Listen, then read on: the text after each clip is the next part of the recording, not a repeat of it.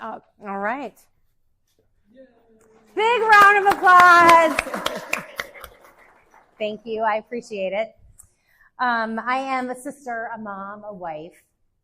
I'm a crier, so I'm just going to get it over with. It's an emotional journey, and then we'll laugh together too. But I am all of those things, and I am the daughter of someone with dementia. I would love more than nothing to share with you a playbook of this journey and what to do and what to look for. And you're going to get a lot of amazing information from our guests that are going to be speaking after me. But my job here, my goal is just to share a little bit of the journey, because there is no playbook for this whole nightmare. And I had absolutely no clue what was going on and lived in denial for a long time. But my goal is just to share with you and give you permission to live it as you are living it and seeing it, and to move through all those emotions. And I've kind of classified this. My little journey is life with my mama, and then I really wanted to write WTF, but I wanted to keep it clean. So I'm keeping it what the heck, WTH. That was kind of the part of the journey where I was like, what is happening? What is going on? Please, like, clue me in. And then, no, I want to put my blinders on. So I want to share a bit of our story, and then moving into the last little portion of it, living in it. My mom is alive. She'll be 90 in August, and we are living this journey out loud called dementia. Her name is Robbie. I'll get over this in a minute, maybe 2 seconds. Her grandchildren call her Bop, B-O-P. When Kylie was 10 months old, she called her that. We have no idea how, why. It just stuck, Bop, Grandma Bop. And in their teens, they started calling her Badass Grandma. Today, she is just simply Grams. I'm going to walk through our little journey, what has happened that had me wondering what the heck, how we processed it or didn't because of the denial, and what living in it is like right now. So life with her, the WTH, and then living in it. But first, I want to tell a little bit about who my mom was. As I knew her growing up and as a grandmother to my children. I have 2 girls, both nurses. That's been a huge blessing. She was our laundress, our babysitter, and she was always the first call when I had an emergency until just a few years ago. My mom was a woman without a name until my dad died suddenly fighting a fire in Clear Lake. She was always Jack's wife, or Mark, Liz, or Angie's mom. She was very proper and orderly. We didn't cuss. In fact, in our house, we couldn't even say F-A-R-T. And I still can't even say it out loud today because it was such a forbidden word for my mom. Our house was always in order, and she always kept her voice low. She was fun and spontaneous. Name a group, she was in it. Red Hats, the Monday Morning Breakfast Club, Questers, she played bridge. She was super active. She was argumentative and a little bit manipulative. And they say, all those smart they people, that if you were manipulative in your previous world, as you progress into this disease, you absolutely can stay manipulative. So we are keeping our sense of humor, and my siblings and I have some fun conversations about that. I just forward messages, 25 of them that came in the last 25 minutes, so they can hear the voicemail messages that are coming in. My mom hated not getting her way, and I never once grew up hearing her say, I'm sorry. We didn't learn to say, I'm sorry. She was very self-aware, and she dressed to the nines. She had absolutely every article of clothing dry cleaned. She wore a ton of jewelry, and she would never think about going in public in her grubbies or her sweatpants. So then we move into this whole what is happening thing. I want to talk through the physical and the emotional and the mental, like her and us. But what had started happening? She got really irritable, and she wasn't eating. She wasn't making her bed. She had a cat, and the litter box was not getting cleaned. Her house smelled. There were dirty dishes everywhere. And she was super mad when I would try to help her organize her pill container, so she was taking those in a timely manner. I caught myself covering for her because I was so embarrassed. She would like spill coffee down her shirt and then call me and say, hey, let's go for coffee. And I'm like, okay, we can go for coffee, but can you please change your shirt? And why should I change my shirt? It was just so bizarre to me that someone who was so pristine and dressed really well now could just give a rip about having coffee all over her white blouse or her pants. And I caught myself taking her places, and when we would see people we know and she would talk in a manner that she didn't know them or was confused, I did the old like, I think what my mom's trying to say is, it's really nice to see you. And I'm trying to do the winks, hoping that people will figure out that there's something wrong, because I just was so in denial and so embarrassed. I wanted people to know, like, I was aware something was goofy and I wanted them to be aware of too. It's like when you get your hair cut and it's not a good cut and you look really silly and you tell everyone like, I got my hair cut and it looks really bad, right? I was living that part of, yeah, there's something going on and I don't really know what it is. So I'm just gonna wink and come on, Mom, here we go on to the next thing. Complete denial. Another what the heck moment. I was grieving. I would just lie in bed at night and just think, oh, I just wish I could have my mom back because she was so fun. I would call and say, hey, I'm picking you up. I got the dogs in the car. We're just going to go through the drive-thru and get coffee. I only have like 20 minutes, but get ready. And she'd be standing outside, and it was just fast and furious. And we just went on, we just had fun. She was very adventurous. And then I remember the day she called me a bitch, and I nearly fell over. And it's only happened twice, once in the early days, and I was devastated. And I cried my eyes out. And then it happened a couple months ago, and I was like, our family has this game we call What You Really Want to Say. So we taught our kids this growing up, and it was all about, like, when someone was being a bully, we wanted to talk about how to respectfully gather the information and respond respectfully. But then we would always play this game like, well, what did you really want to say? And then it was like our therapy, and it was so fun because we would say these crazy things. So the second time that she called me a bitch, I wanted to say like, yeah, I am, and I was born out of you, and you taught me how to be one. I mean, just the craziest things were coming out of her mouth. Okay, I got to wipe my glasses so I can see my notes. Sniffle, sniffle. Okay.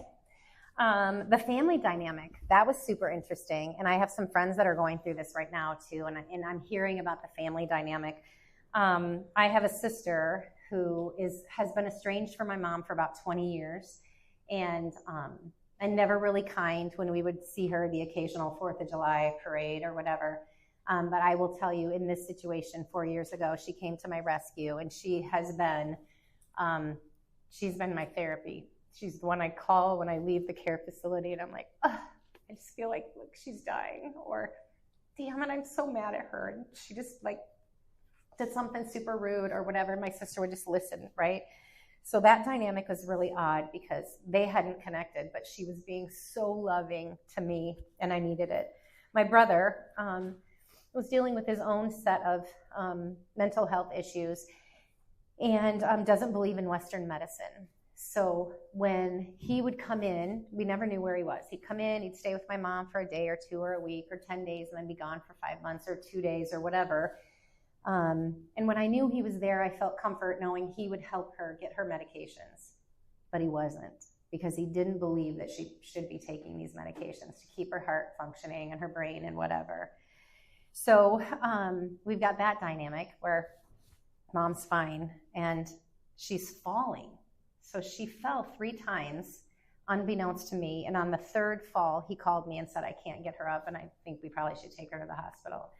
And my mom hadn't taken drugs for a week, and she's low potassium and in AFib. She went from 210 pounds to 170 in a matter of a couple of weeks. It was crazy.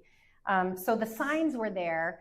We completely knew that we needed a higher level of care. I got a phone call one day from my friend Erin who said, badass grandma is going the wrong way down Martin Luther King Drive, and she was just coming straight at us. I'm like, oh dear, well, she's on her way to the Drake Diner. I'll talk to her about it when she gets here. And she got there, and I'm like, Mom, I think you were going down the wrong way on Martin Luther King, and swear words fly. I'm like, God damn it, I would never do that. I am not that stupid. Like, she's fine, whatever. Another WTH moment. We're in with our memory care doctor. And I literally feel really silly saying this, but I believed that everybody in their 80s just started going to a memory care physician. I just thought it was what you did. And I know that sounds really silly, but that's just what I thought, because my mom had been going to this memory care doctor before I started going with her on appointments. So I just knew that her primary care provider probably said, okay, it's time to go see Dr. Bender.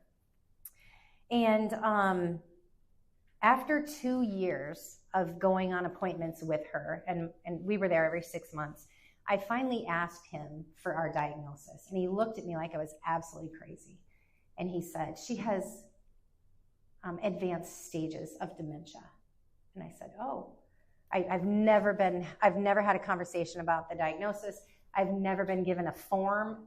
Here, go to these resources, call aging resources, call this, do that. Here's a support group. There was absolutely no information coming from this physician, and it made me super sad.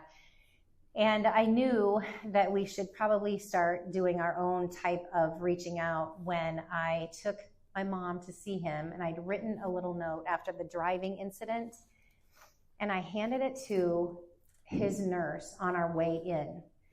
And I said, if you could keep this on the down low. And my note said, in confidence, ... please have a conversation with my mom about her driving. She's a danger to herself and others. And during that appointment, we got through whatever they were chatting about. And then Dr. B pulls this note out of his pocket, looks at my mom and I and says, in confidence, let's have a conversation. Please have a conversation with my mom about her driving. She is a danger to herself and others. Okay, let's talk about that. Are you having some issues with your driving? What do you think my mom is going to say? No, I'm driving very well. So that was an interesting W2H moment. We had a family meeting. My sister says, you lead, I'll help, I'll do whatever. And my brother says, she's fine. If you don't think that this apartment is fit for her, then let's find her a different apartment. Not quite the solution I was looking for. And this was also the time in my life when little white lies and fibbing became appropriate.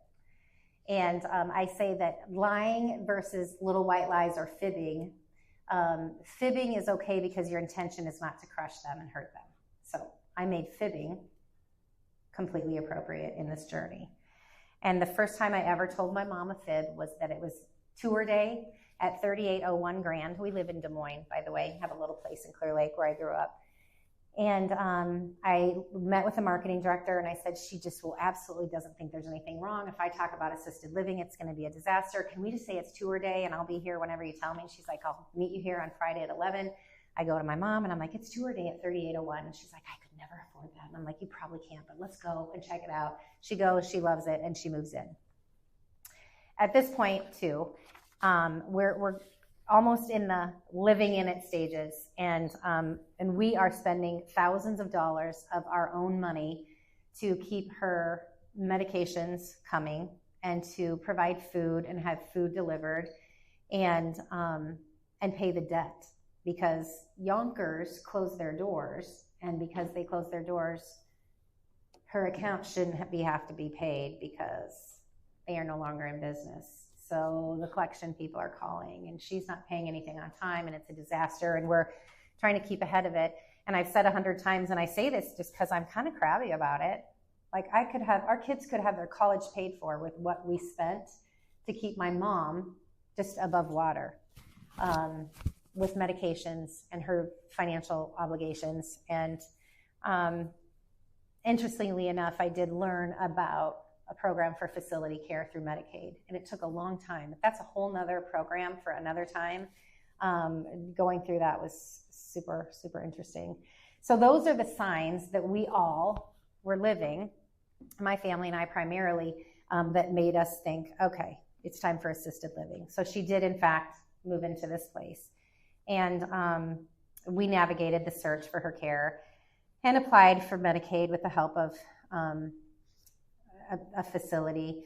We spent 6 weeks packing up her 32 years of apartment living with 2 storage units, literally 6 weekends, so that we could pack her up. And that was sort of fun. And the fun things you learn about your loved ones when they don't know you're looking.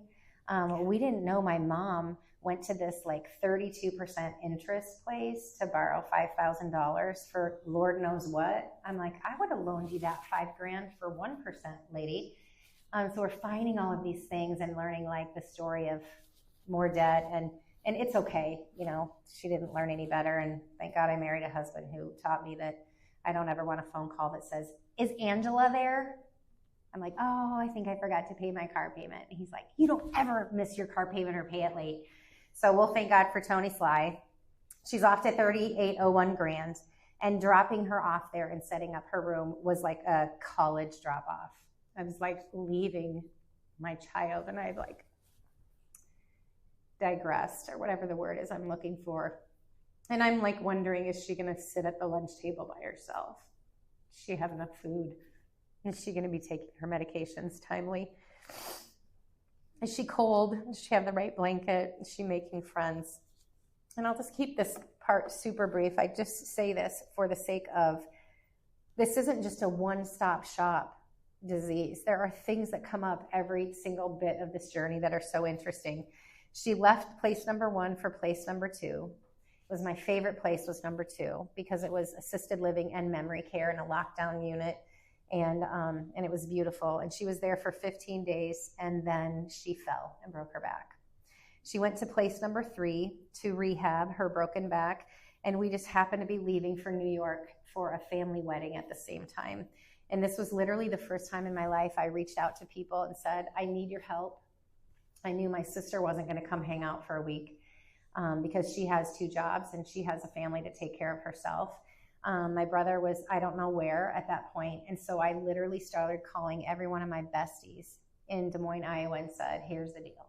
And I called all of her friends of sane mind and said, would you guys please go visit my mom, take her ice cream, do whatever. And so I left a little logbook and asked everybody to take pictures so I could see that she was still alive. And it was like the most desperate time in my life. But it worked, and it was beautiful, and people want to help when you ask them, can you please help me? Like literally a 15-minute visit would be great, because my mom would say, I'm tired and you need to leave. Like you couldn't hang out with her for very long anyway. So I'm like, please give me 15 minutes. Place 3 took her on full time. That social worker was amazing. Some social workers suck. This one was absolutely amazing. So ask for a social worker and get to the bottom of your questions.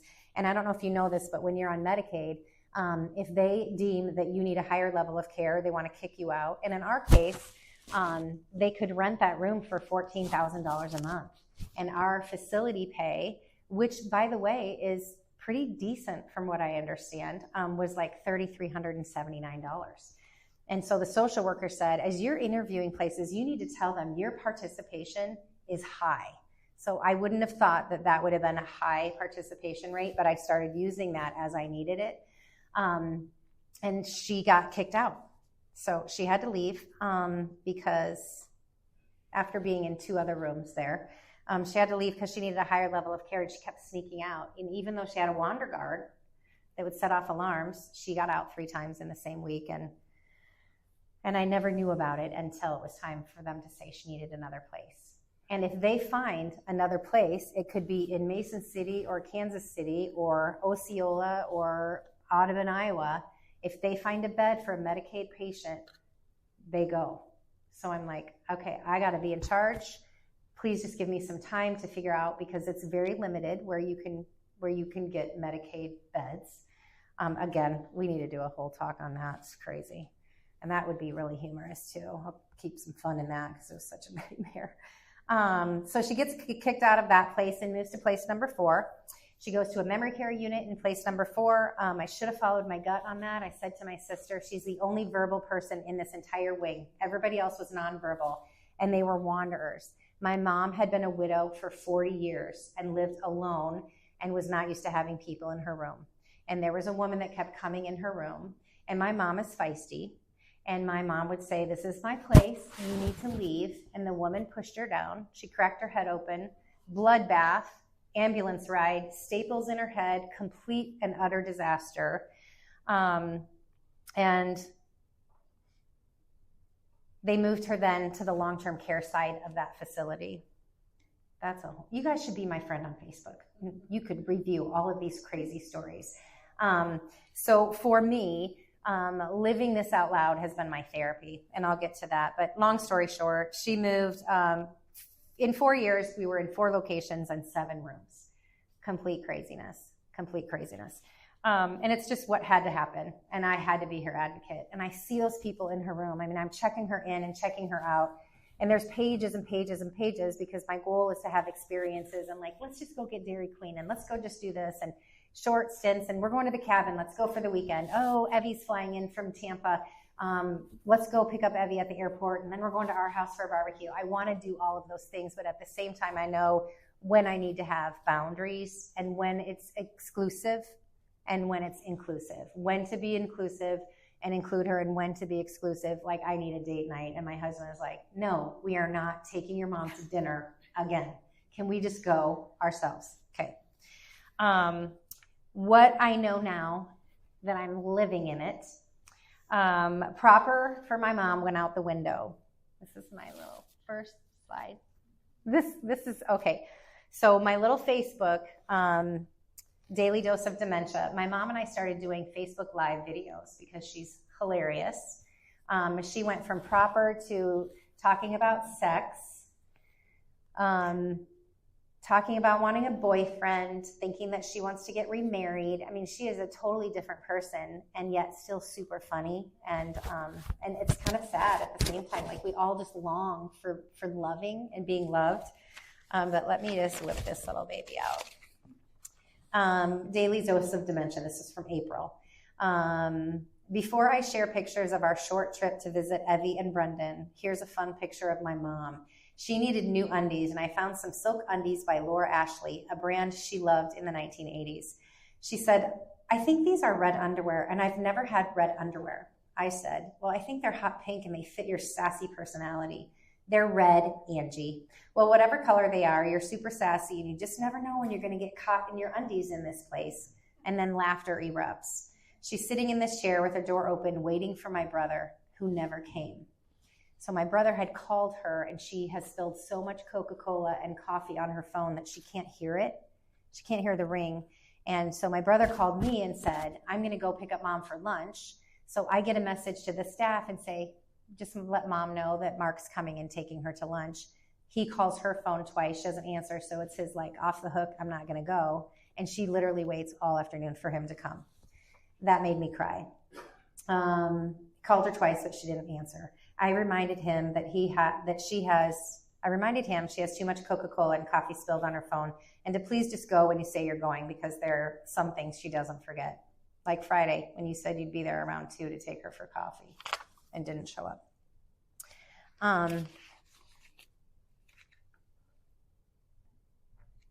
She's still fun and very spontaneous. This one just absolutely cracked me up. We were in the car wash. I said, well, I'm ready for a nap. And she said, I'm still trying to figure out where I live. And we both laugh. And just like the most random, she's just fun. And every day I'm taking her home after she's been with me. She's asking me, does she live by the airport? Is that still her place? She can walk 10 miles. If I don't feel like taking her home, she can walk home and make it on her own. Living in it, my emotions are all over the board. I give myself permission to cry and set boundaries. I was going 7 days a week, and then I went to 6, and now I'm at 5. And just having those 2 additional days, I don't set it like I'm only going 5 days, but just knowing I don't have to be there every single night and that she is safe has given me a lot of freedom in my brain. I do block her phone number sometimes at work. She will call 100 times. Okay, maybe 48. Go ahead and show that one. 46 voicemail messages. You can see in the bottom right-hand corner. 46 voicemail messages. And the theme is, call me. I'm sitting on my bed. I want to come meet you. If you tell me where, I'll call, just call me right back. And like the messages go on and on and on. And it turns out like funny because my voicemail is full and people are texting me saying your voicemail's full. And I'm like, dang, we have a real estate business. We're a husband-wife team in Des Moines. And like people can't reach me. That's a big drag. Okay, so I have to call Tony. Well, whatever. And I look like I'm not pulling my weight. So I decided to put on my voicemail. Hi, it's Angie Sly, Sly Real Estate Team. Sorry I'm not available to take your call. Please leave a message if you can. Sometimes my sweet mom will leave 50 messages a day. And if you can't get through, just try back or send me a text message. And I think I'm like, solve the problem. But what happens is my mom starts calling me and saying, I heard you talking about me. I know everybody's talking about me. I know you think I call you too much, and I'm just never going to call you again. And then click. And this happens for like 5 days, and I'm like, what is she talking about? I have no idea. And then it dawns on me that every 46 calls in one day, every time that voice recorder, whatever, my voicemail comes on, it's saying, leave a message if you can. Because my sweet mom leaves 50 messages a day on this thing, and she is mad, and she thinks we're all talking about her. She does this thing, and I'll wrap it up here because I know we need to move on. She does this thing where, this is the manipulative part, where she'll call and she'll use this baby voice, which drives me crazy. Angie, I need you. I'm sick. Will you please come quick? Come quick. She used to say that as kids. Come quick, Jack. And that meant there was an emergency or a fire or something awful. And I would say, Mom, if it's an emergency, I think I should call 911. And then she just explodes, says the Lord's name in vain, GD, just forget it. Like she goes from, to forget it, and then hangs up the phone on me. I'm like, okay. Yeah, that whole keeping your voice low thing and being proper, right out the window with this whole thing. It's been really interesting to watch. And we are keeping our sense of humor. I mean, you have to, or you're going to like suffocate and die. Another thing, living in it. Our advocates are, this makes me cry. Our daughters are both nurses, one in Des Moines in pediatrics and one at the Moffitt Cancer Center in Tampa, Florida. And I'll tell you, this one that's local knows when I need a break. And she'd worked a 13-hour day. And she said, what are you doing? I said, just folding Graham's laundry, and I'm going to go deliver it. And she said, no, I'm going to go tuck her in, and you can deliver laundry tomorrow. You've had enough, Mom. Like, just rest. And I just think that find your family, your friends, your groups, your journal, your whatever it is, define what it is that is your advocate. For me, it is living out loud on Facebook. That is my therapy. I've had several people that I've met private message me, and they come for, tell me what you would do in this situation, or can you please pray for me? We're going to see facilities today, or do you know anybody in this area that is a realtor that could sell my parents' house, because now we're moving them to Wisconsin with us and we need to sell their house in Pennsylvania. It's been just kind of a neat little new sorority club that I never thought I'd be in, and I really didn't want to be in. But Facebook for me has been that therapy. We do have some tools for her, a whiteboard, arrows to say to cafeteria. She kept asking me, where do I get my lunch, or where do I get my breakfast, and how much does it cost? So there's notes all over, her little list of to-dos in her morning routine. One more thing, my middle of the night mind races. This goes back to that whole, I'm dropping my child off for college kind of thing. Daily dose of dementia, lots of doses. And you can see off to the right there, it starts at the bottom. The phone calls start at 12 12:30 a.m., 12:46, 106, 106, 107, 107, 3:41. She's calling me in the middle of the night, and it doesn't happen very often. But I'm writing this. The emotional and physical similarities of parenting little ones are many. Sleepless nights. It's not like you would beg someone else to do this job because you know you are the best one for it. It's odd in a way to describe. It's really an honor to have this responsibility. And I feel that way. Like no one would take care of my mom like I take care of my mom. One difference is that I chose to have children. Well, God chose me, really. I didn't choose this journey. And I haven't seen a book like What to Expect When You're Expecting for people with dementia. There's no baby shower, no baby gifts, no tools to help you keep this human alive. I'm not prepared. It's innate, though. You just do something, anything, with gentleness and awe, joy and heartbreak, moments of feeling wise, and I did it, and those of complete cluelessness, and I need a timeout. My middle of the night mind races. Just silence your phone, Angie. Thank God she can still use her phone, I think. It will vibrate anyway and wake you up if she needs you. What if she falls and she's reaching out because she needs you? Because that's happened. What if she's just tapping her phone 100 times? That's what it looks like sometimes when she FaceTimes me. I see this one eye, and then this is all I hear. She's just pushing, like doesn't know what she's doing. When is my first appointment in the morning? Okay, I'm just going to block her and get some rest. But what if I don't check on her? What if they don't check on her in the middle of the night? You guys get it, right?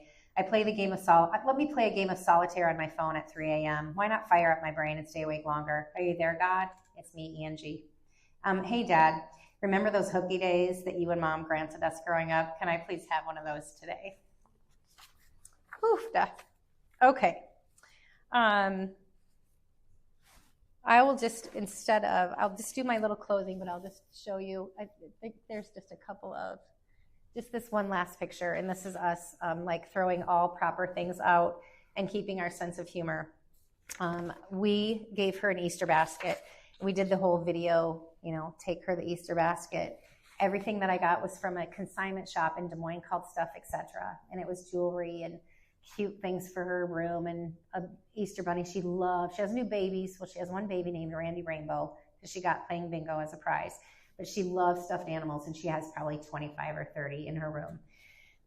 So we give her this basket, and in it are these pins, these porcelain pins that I had to have security walk up for me to make this $5.99 purchase at the Stuff, Etc. store because they were so valuable. And I come to visit her one night, and here they are near her vagina. And I said,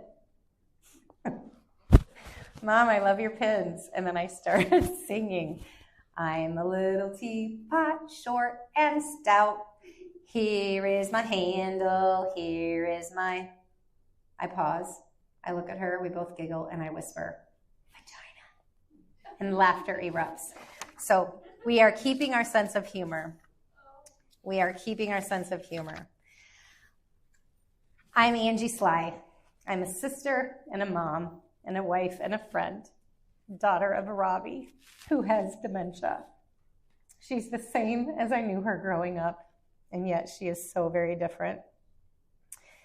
It's an honor to care for her and navigate our way, and navigating the changes in the living in it part is hard and doable. Having a support group is key. I encourage you to ask for help and ask for resources, and you're going to get a whole bunch of them shortly as soon as I'm done. Define what help is and what therapy is for you, and find it or create it. I wish I had known what to ask that memory care doctor early on. I catch myself wishing I had known this was coming. I wish I would have had some advanced notice. I wish. And then I pause and thank God for the blessing of not knowing. I would have forgotten to pay attention to the moments of those days, every moment, every hour, every day when she was healthy. I do wish I had known of a place to gather and to learn and find a group like this. And now I do. Thank you.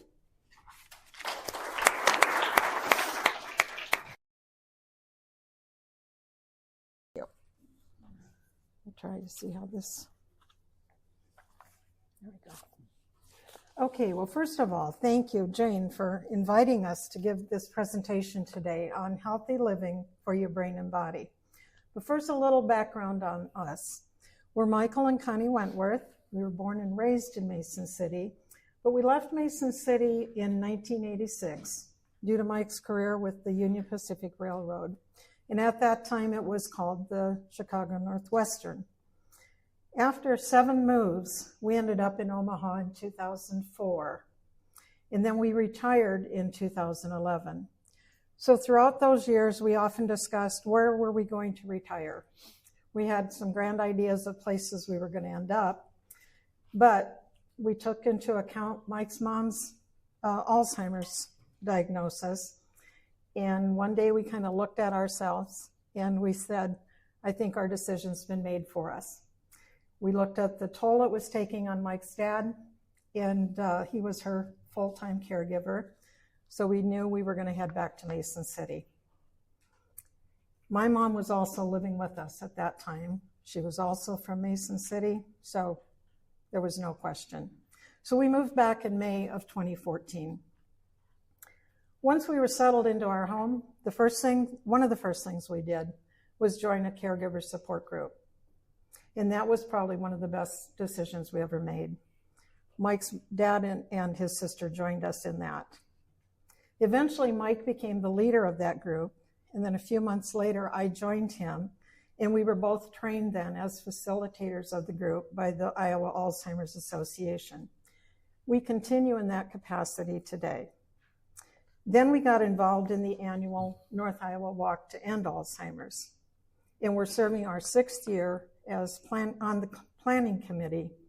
And this year's walk will be held on Sunday, September 21st on the Nyack campus.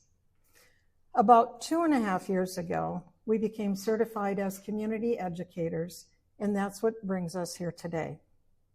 We're not medically trained, we're not lawyers, and we're not financial planners, but we're good listeners, and we share a passion for assisting in any way for all things with Alzheimer's opportunities. I think the sign-up sheet has already gone around, so I won't have to remind you to fill that out. So we'll go ahead and get started. The program that we're providing today is going to show some science-based recommendations about taking care of our brains and our bodies. We'll share some information and offer tips on how to make small changes to build healthier habits. We encourage you to think about your health and lifestyle and how you might make changes to live healthier. This program is intended for anyone who's looking for ways to live well.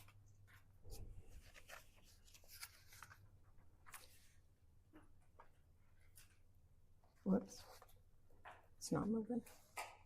It's not moving. Andy.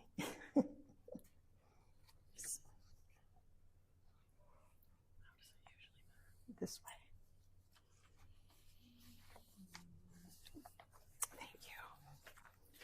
Thank you.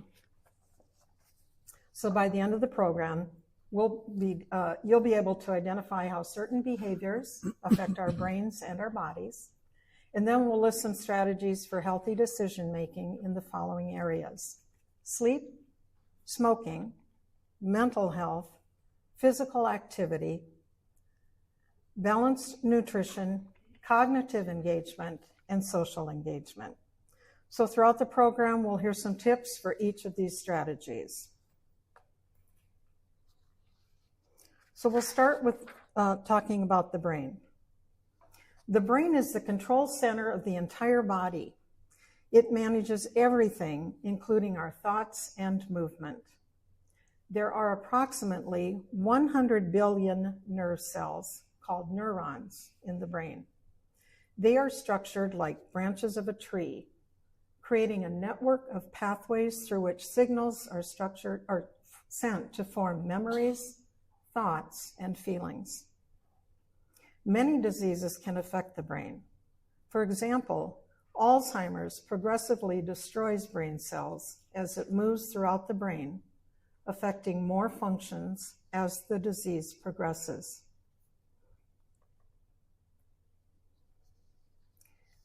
We know that the heart and the brain are connected, and that what is good for the heart is good for the brain.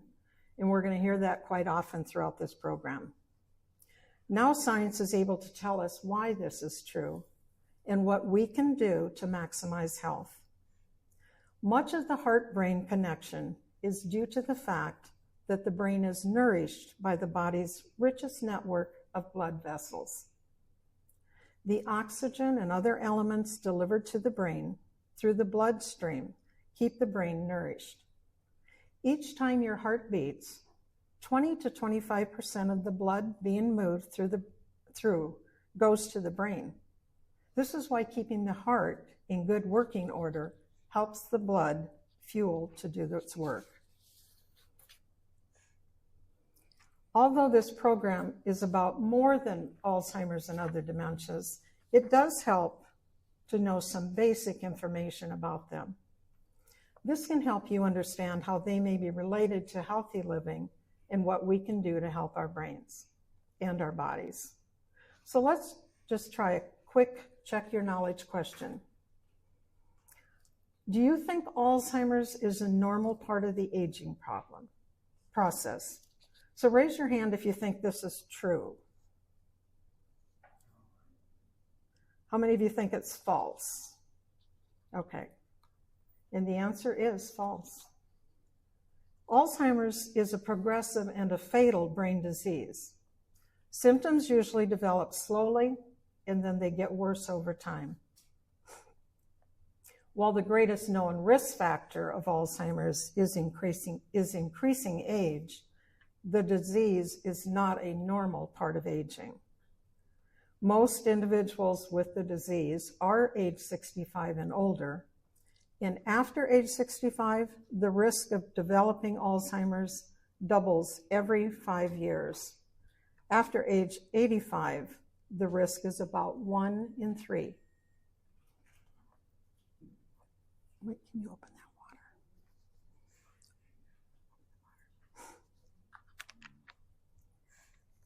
As we get older, it's common to experience some age-related changes to memory or thinking abilities, such as forgetting where we left something but finding it later, or sometimes having trouble finding the right word. And I think most of us can say we've all experienced that. This is just known as cognitive decline. But dementia is a general term used to describe problems with thinking and memory that are severe enough to interfere with a person's daily life. Dementia is not a normal part of aging. It is caused by damage to brain cells that affect the cell's abilities to communicate, which can affect thinking, behavior, and feelings. Alzheimer's disease is the most common cause of dementia. Worldwide, an estimated 55 million people are living with Alzheimer's and other dementias. There's currently no cure for Alzheimer's. However, there are drug and non-drug options that can help with symptoms and may have the ability to slow disease progression. While there are currently no proven methods to prevent cognitive decline or dementia, research has shown that we can take action to reduce our risk of developing it and help maintain or prevent or potentially improve overall health. Thanks.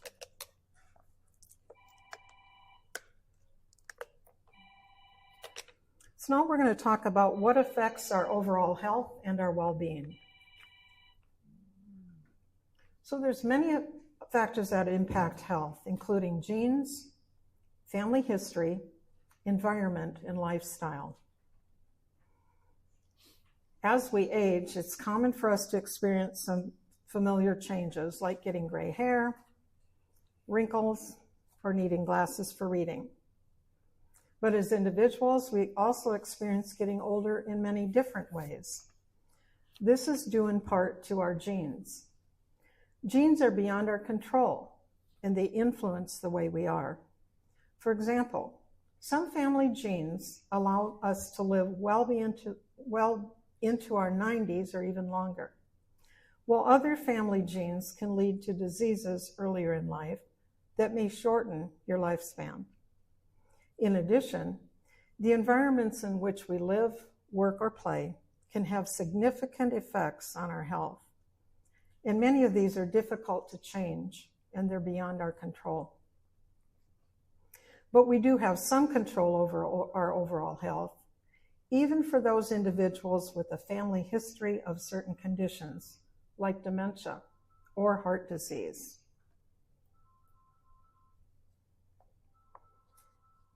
Your blood pressure, your blood sugar, your weight and cholesterol levels are all key parts of the story of your overall health. It's important to understand these numbers and to keep an eye on them.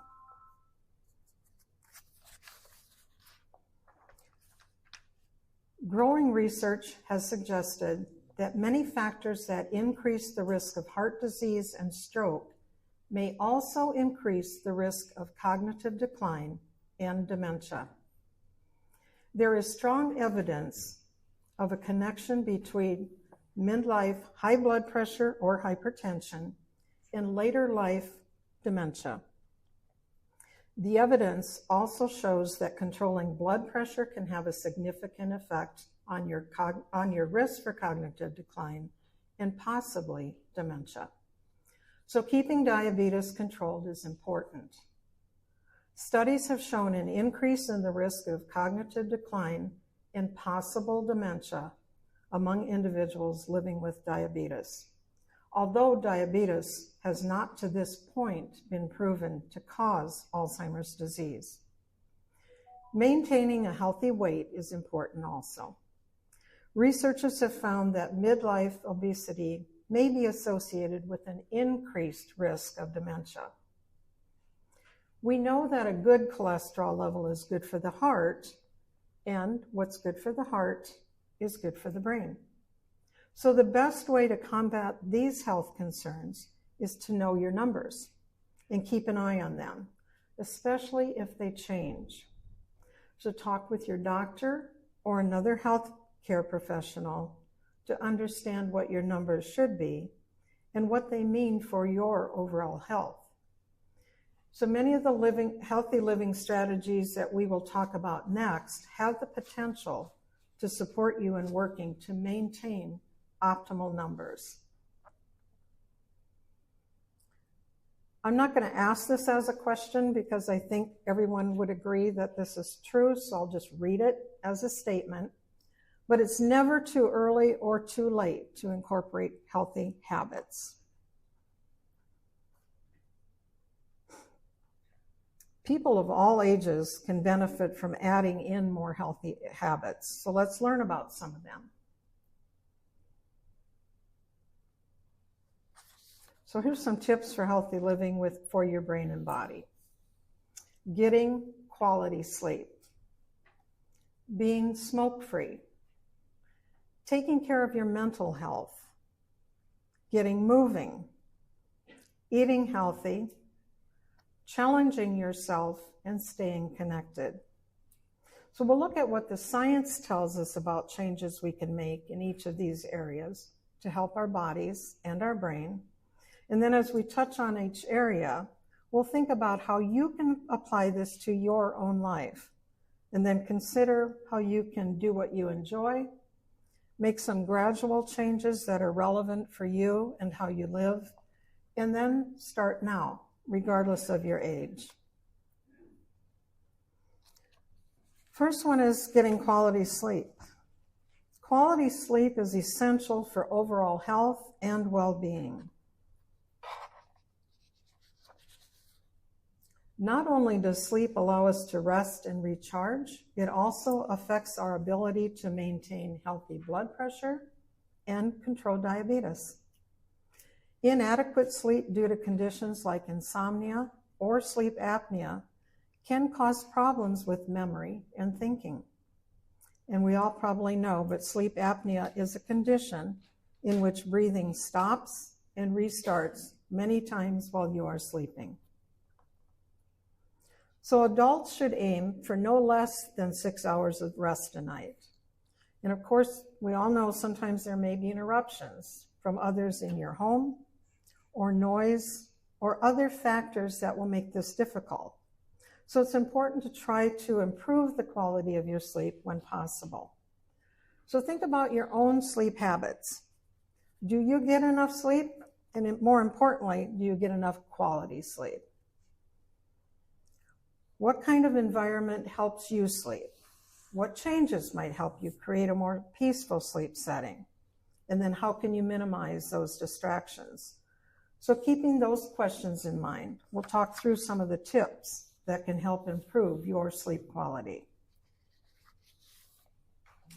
So we'll start by thinking about the environment. Do you sleep better when you're cooler or when you're warmer? Do you need silence when you're sleeping, or do you like a little bit of light noise or music in the background? Do you prefer some light? You maybe like a little night light in the corner somewhere, or are you one of those people that likes total darkness? So what changes can you make? Maybe you need to add blankets, take blankets away. Some people like a fan blowing all night long, either temperature control or they like the noise of the fan blowing. Some people like blackout curtains, or again, they like a little night light somewhere. I have tinnitus, and I don't know, some of you in here may have that.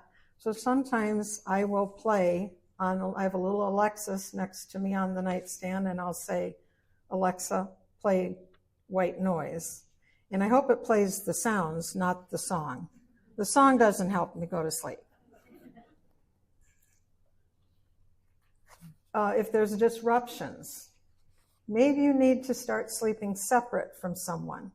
So if you have a partner and that partner maybe snores, I know several couples that have made the decision they'll have separate bedrooms. Is it possible to maybe change your sleeping routine a little bit? So if you have a TV in the bedroom and one of you likes to stay up really late and watch TV and the other doesn't, maybe you can make the decision, well, we'll turn the sound off at 10. So mute the TV and turn on the closed captioning, and then the other person maybe wears the mask so they don't have to see the screen. Experts recommend turning off all your screens at some point, and then you can wind down before you go to sleep. I think personally, for me, the phone is my biggest problem. I'll turn it off, set it down, think I'm going to go to sleep, and then, you know, knowing you've got that little handheld computer sitting next to you, and something pops into your head, and then it's like, oh, I can look that up right now. No, you need to learn. I need to learn to put it down and leave it there till morning. If you do experience frequent sleep issues, you probably need to talk to your doctor about it or another health professional. Whoops.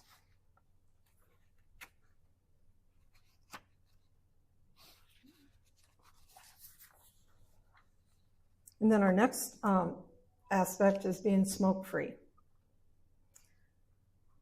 I never realized that smoking has a direct impact on the health of your brain. I knew about the impact on your lungs and all of that, but it also has a direct impact on your brain. So smoking increases the risk of cognitive decline, and it may increase the risk of dementia. So the benefits of quitting are, of course, rather interesting. They lower the risk of heart attack, lowers the risk of stroke and lung disease. It allows you to have better blood circulation, and it obviously avoids exposing others to secondhand smoke. Quitting smoking may reduce a person's chance of developing cognitive decline back down to the level of a non-smoker. So another good reason to quit. If you currently smoke, think about what you could do to stop. And if you don't smoke, you might want to think what helped you make you stay smoke-free. And then what resources might be available online or in your community. And then we'll talk about a couple tips for that. We've probably all known people that have smoked, some for years, and it's very hard to quit. It's one of those habits that's not an easy one to stop. But you can find support through quit lines. And I do know there are national quit lines through the government, the national government. And Iowa also has its own state quit line that you can access online. Talk with your doctor or another healthcare professional. And there's still, as far as I know, there's still those patches and the gums and all those types of things too. Taking care of your mental health. This is extremely important. You might have a lot on your plate. Maybe you're caring for someone else, or you're just juggling a heavy workload, or plain just dealing with life's unexpected surprises. Pay attention to your stress level and any symptoms of anxiety, depression, or other mental health concerns. They all affect the health of your brain. Talk with your doctor about how you're feeling, both physically and mentally. Some of the healthy habits that we're talking about in this program are good examples of self-care. For example, studies have found that regular physical activity decreases stress. It increases your ability to manage stress and leads to better overall mood. Sleep also contributes to mental health. Another good reason to get that quality sleep. Taking time for yourself is important, especially if you are caring for others. Even if you're busy with a very full schedule, it helps to take a few moments to give yourself a break. And this can help boost your mood and lower your stress level. Remember, self-care is not selfish.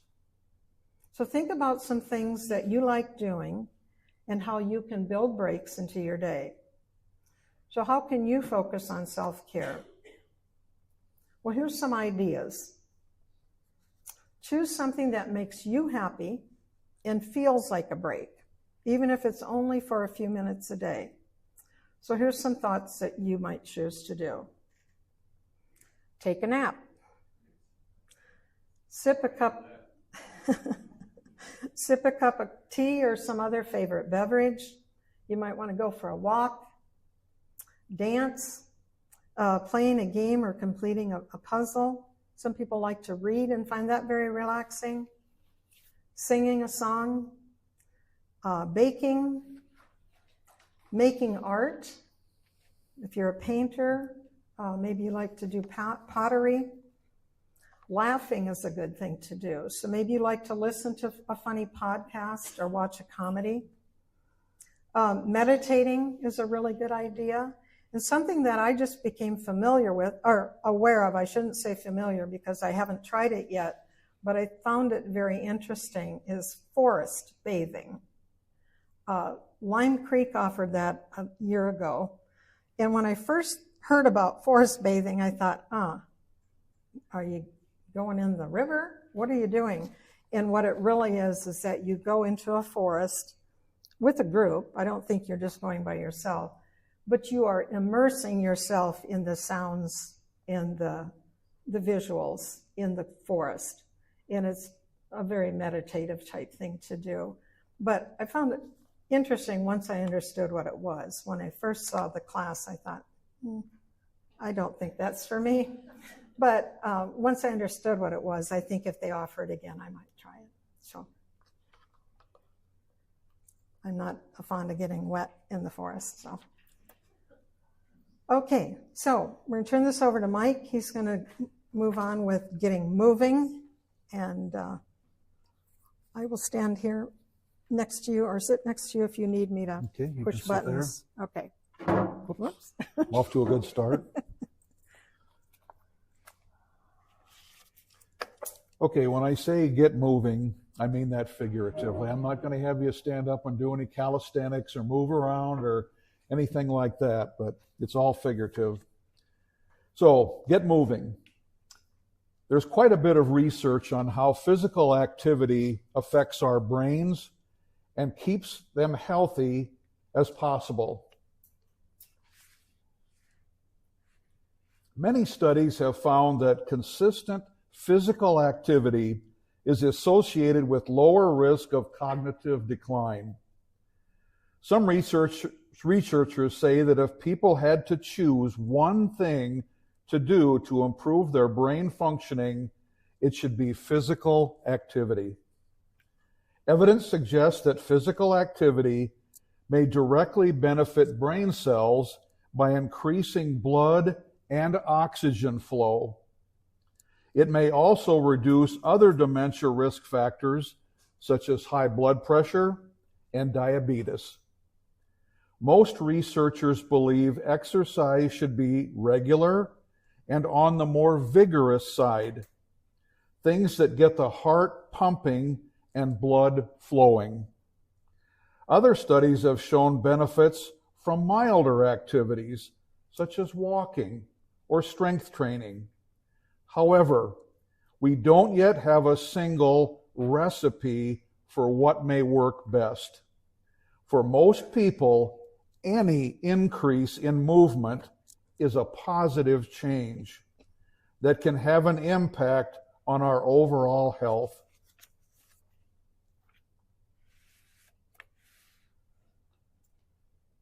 It can feel hard or overwhelming to think about adding more movement into your already full day. I think we can all relate to that. But little changes add up. Research shows that even 20 to 30 minutes of walking a few times a week can have healthy benefits. The most important thing is to be as active as you can and to do activities that you enjoy so you will continue to do them. So what activities would you like to try? How can you build more physical activity into your personal day? And finally, is there someone you can ask to join you? A spouse, a friend?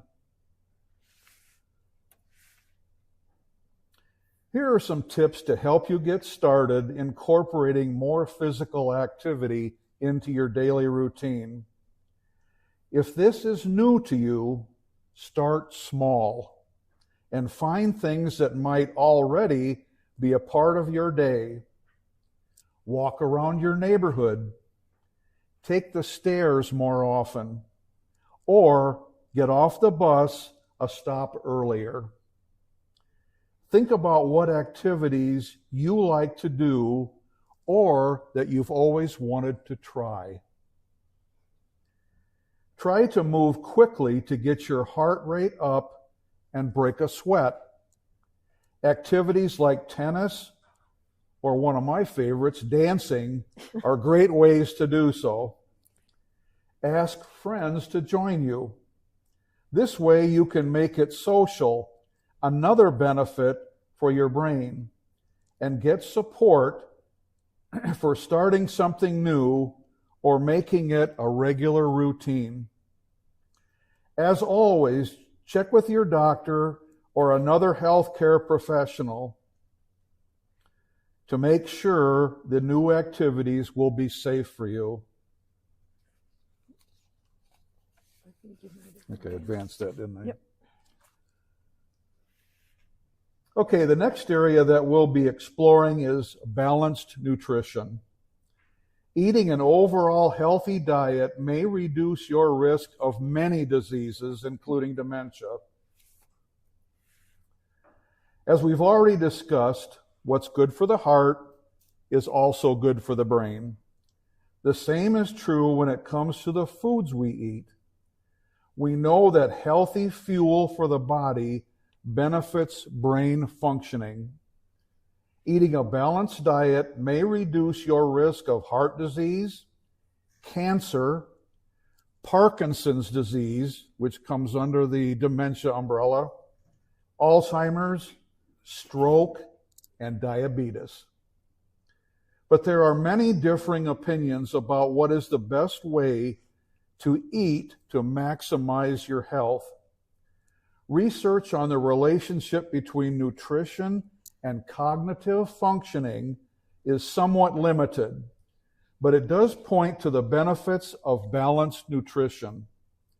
Two good examples of this are the DASH, meaning dietary approaches to stop hypertension diet, and the Mediterranean diet, both of which I'm sure you've all heard of. You're on the right. No, you were on the right. Back it up. What's that? Back it up. Okay. There you go. No. There you go. Oh, okay. Sorry about that. The DASH diet is a flexible and balanced eating plan.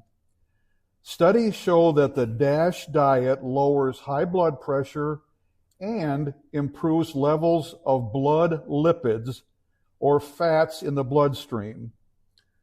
This may reduce the risk of developing cardiovascular disease.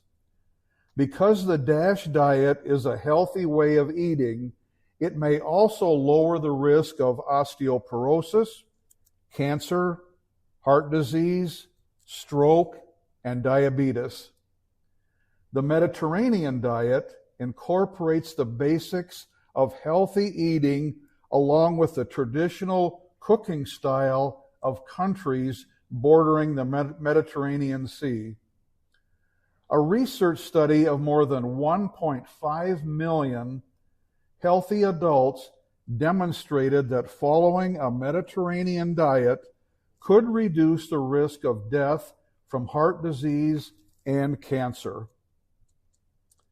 It may also reduce the risk of Parkinson's and Alzheimer's disease. But these are just examples. There are others. The important thing is to find balanced options in the food we eat and the food that is important to your specific culture. The diets that have been shown to be most effective have certain things in common. Here you can see elements from both the diets I just mentioned.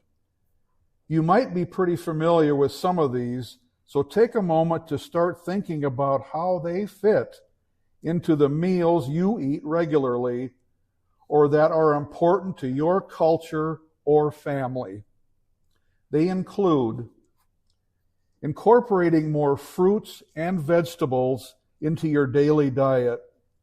Some studies indicate that certain fruits, such as berries, may be particularly helpful, and eating green, leafy vegetables has been shown to have other health benefits. Next, eating nuts, beans, and whole grains. Eating lean meats, fish, and poultry. Choosing foods containing polyunsaturated and monounsaturated fats, which are found in nuts, plant-based oils, particularly olive oil and avocado oil, and fish. Aiming for a diet low in saturated fats. And finally, staying away from processed foods, deep-fried foods, and large amounts of sugar and salt. And as Connie stated, it's never too late to adopt a heart-healthy diet. Studies show that making these changes, even in later life, can benefit brain health.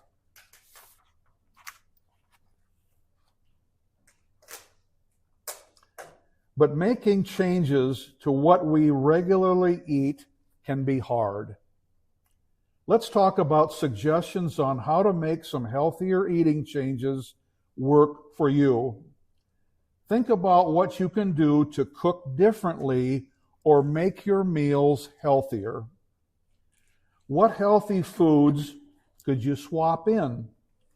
What new foods would you be willing to try? Get out of your comfort zone. Let's go over some tips for healthy eating.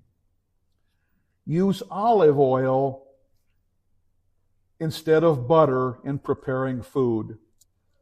Use sodium-free spices or flavorings instead of salt. Don't add extra salt when cooking rice, pasta, or hot cereal. Read food labels and choose low sodium or no salt added options. Focus on what you can add instead of what you are taking away, such as adding in fruit as a snack or vegetables in your pasta.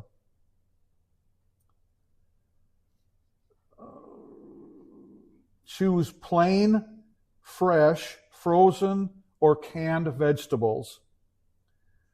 Build meals around vegetables, beans, and whole grains. Choose fresh or frozen, skinless poultry, fish, and lean cuts of meat. Eat fish a couple of days a week. And finally, serve fresh fruit for dessert. I like my cake and pie, but I could probably do some fruit.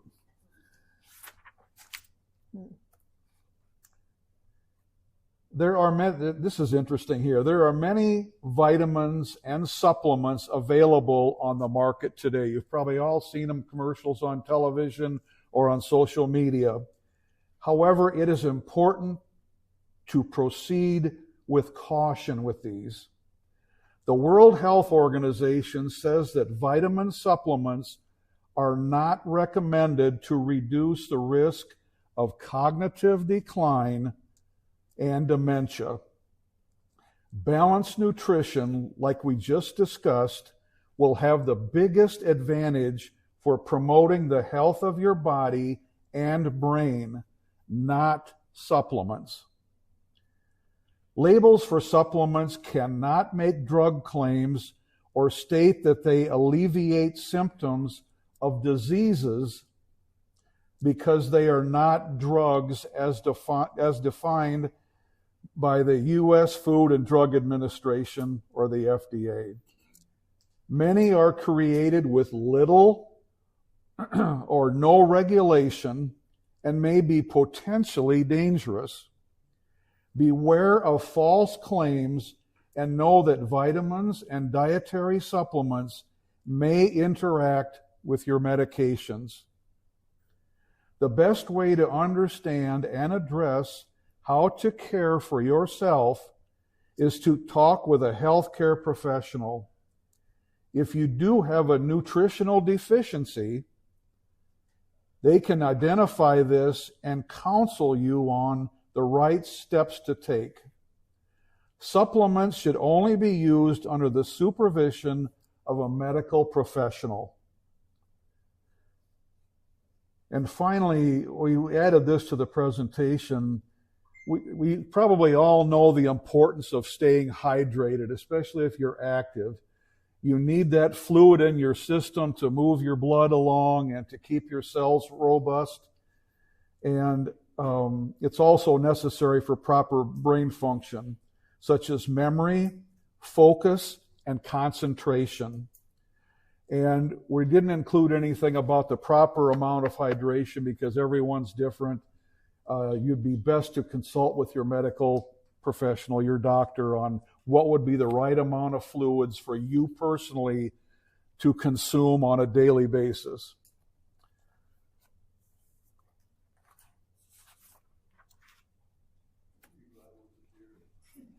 Okay, here's a true or false question. That's probably, you think you probably know the answer to that, but I'll read it anyway. Challenging your brain may help lower your risk of cognitive decline. And the answer, of course, is true. Continuing to challenge our minds as we age may lower the risk of cognitive decline. Challenging your mind might have short and long-term benefits for your brain. Cognitive or mental engagement is a term that means keeping our minds active. Anything that uses your mind in challenging ways is a cognitive activity and can possibly have benefits for your brain.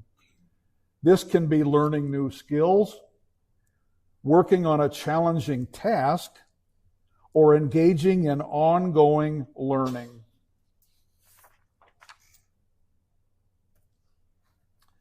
Scientists believe that as you use your mind in new and challenging ways, your brain builds new connections between brain cells. And I did not know this, so I find this extremely interesting. The more connections you have, the more nimble your brain is, and the better you may be able to guard against the effects of injuries or disease that can compromise brain function. Cognitive engagement encourages blood flow to the brain, and mentally stimulating activities may possibly maintain or even improve cognition. Formal education is also important. Research has shown that engaging in classroom-based learning led by professionally trained teachers will help keep your brain healthy and can protect you from developing dementia. Some researchers believe that this may be due to education.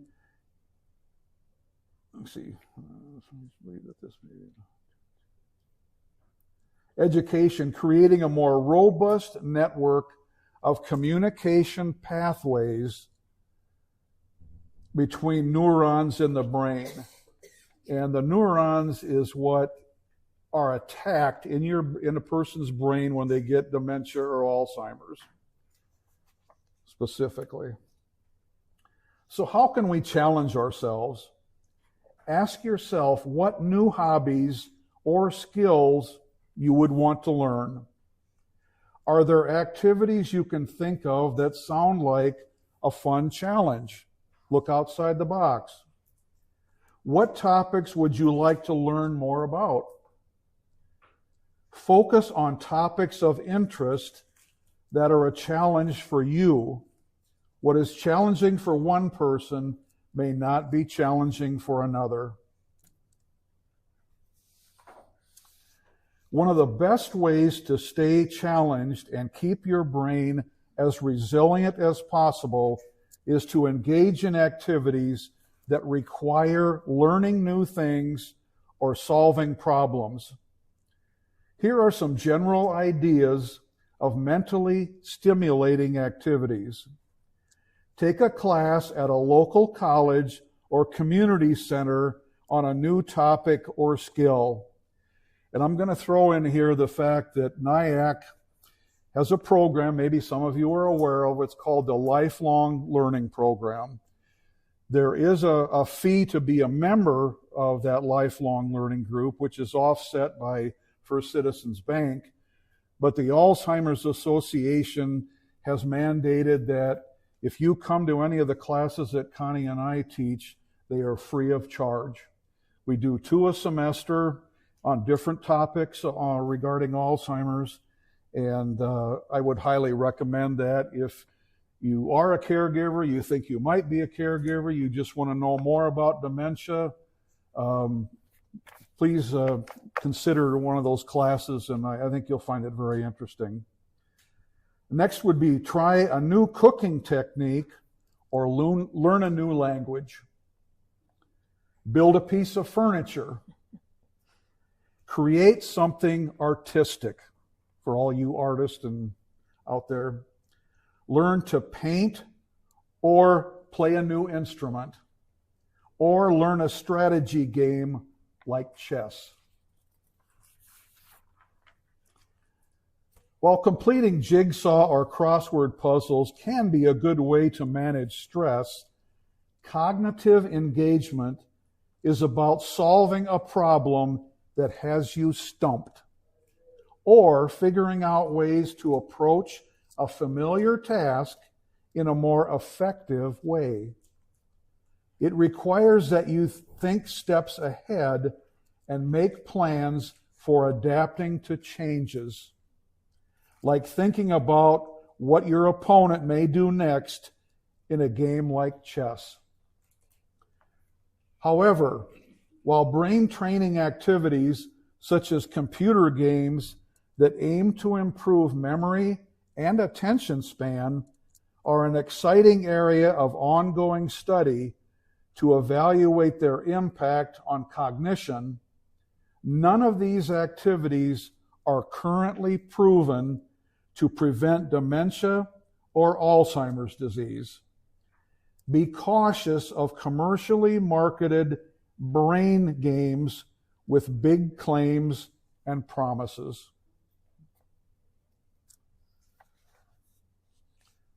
The final area that we'll take a look at is social engagement, or connecting with others in a social setting, which can have many health benefits. There is some research that shows connecting with others may support brain health. Those who are regularly engaged with other people also tend to have reduced rates of mortality and disability. We know that people don't do well in isolation. When people feel well connected to others, they tend to make healthier choices in other parts of their lives. There are many ways to connect with others and reap the benefits of social interaction. As always, do activities that are meaningful to you personally. These will provide the greatest connection with those around you. Think about how you would like to connect with others and where there might be some new opportunities to do so, such as getting involved in your community or joining a club or group.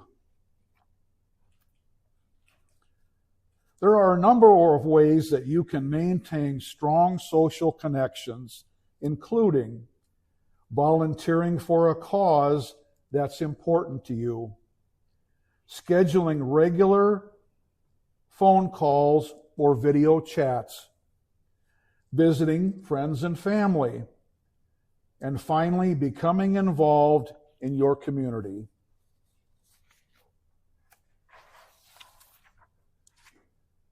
Okay, let's recap what we've seen so far. In general, a key principle is that what is good for your heart is good for your brain.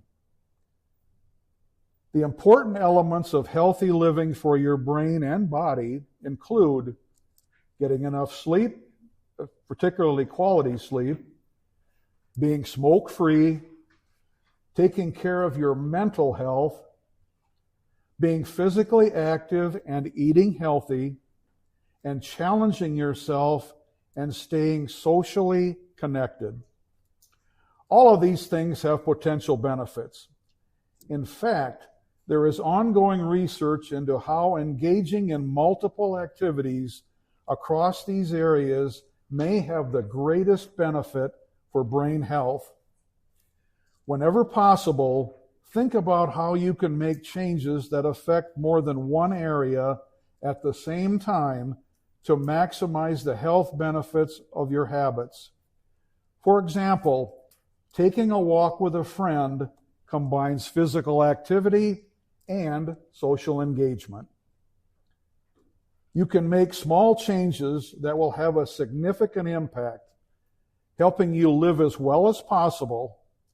It's never too early or too late to start building more healthy habits into your lives. Before we wrap up today's program, let's learn a little bit about the Alzheimer's Association and some of the additional resources they offer. The Alzheimer's Association leads the way to end Alzheimer's and all other dementia by accelerating global research, driving risk reduction and early detection, and maximizing quality care and support. Our vision is a world without Alzheimer's and all other dementia.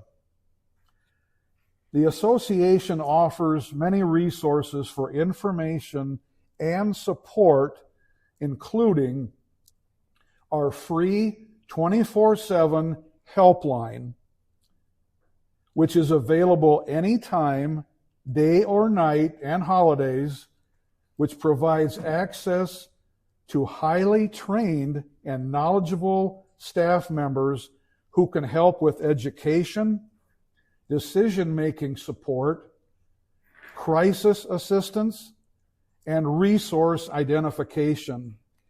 It is also available in 200 languages, which I was really impressed about. Another resource is an online website, alz.org. It includes educational programs covering a wide range of topics.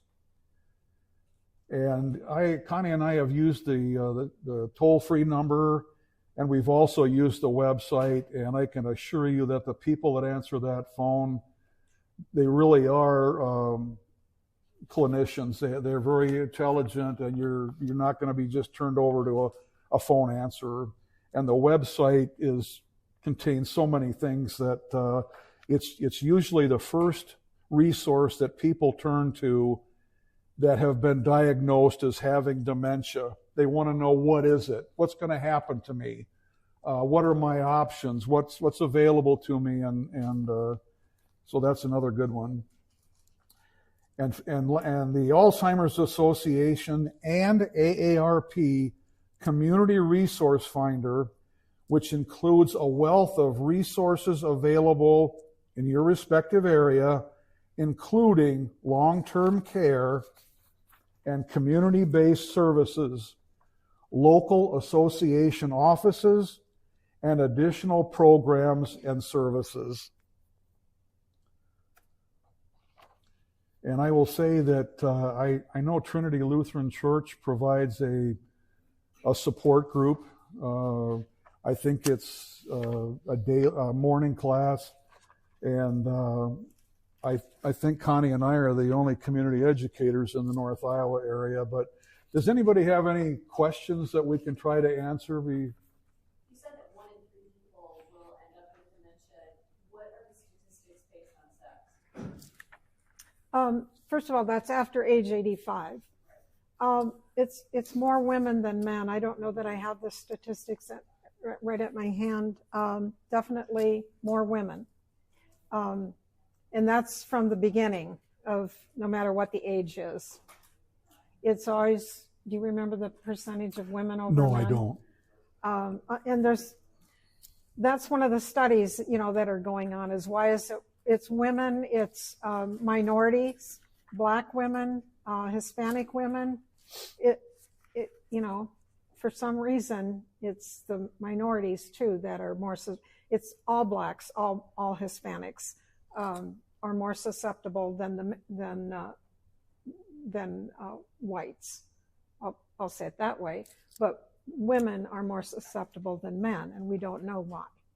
Can I ask Angie just to step up too? We've had a lot of information from the 3 of these guys. So again, any questions?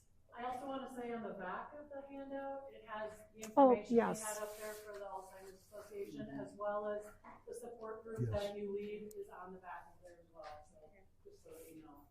And the walk is in September, so September 21st. 21st.